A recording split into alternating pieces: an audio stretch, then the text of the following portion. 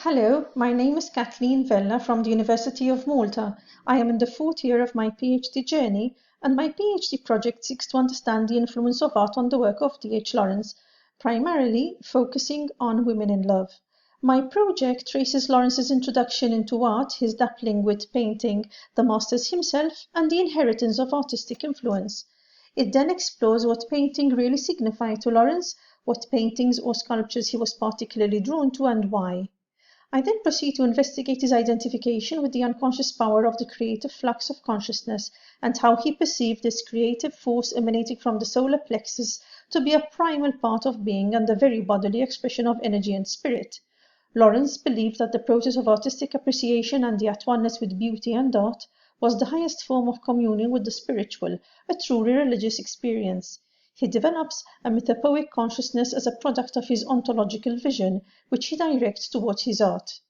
He projects the multiplicity and shifting nature of being, of consciousness, and the significance of this constant liminal ambivalent position to his position on art and ultimately to his position on individuation and the self. His objective, however, seems to always be for writing, painting, and artistic expression to serve life, to serve himself, as a way in which to explore and identify with himself and his own complete spiritual being.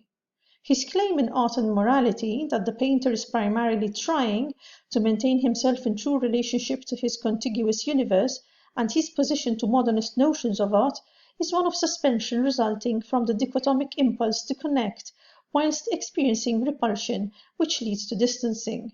The terms prophetic vision and artistic vision lead us directly to Lawrence, as he was concerned with all things artistic and with vision for his entire life.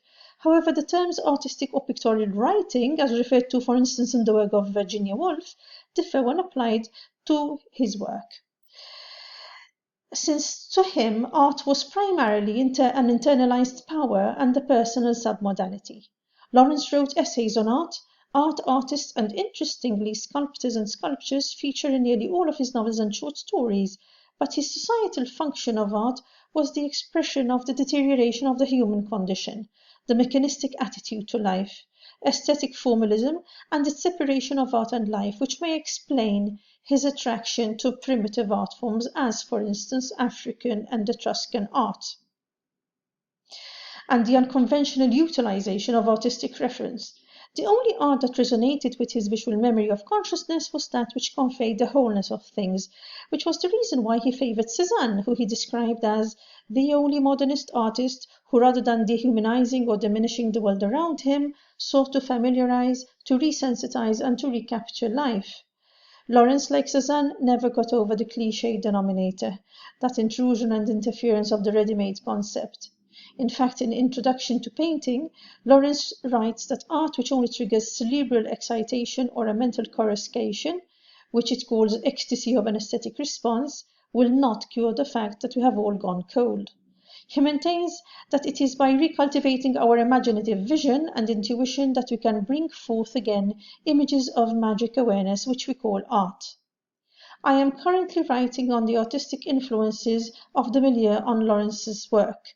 Since my thesis title makes several presuppositions and assumptions about the sister arts, I feel the need to trace the etymology of this symbiotic dynamic and how it has had a significant influence on Lawrence's work.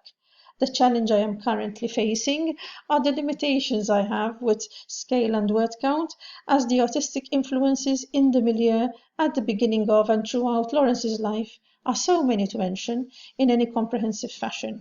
One must be, of course, as concise as relevant as possible. Thank you.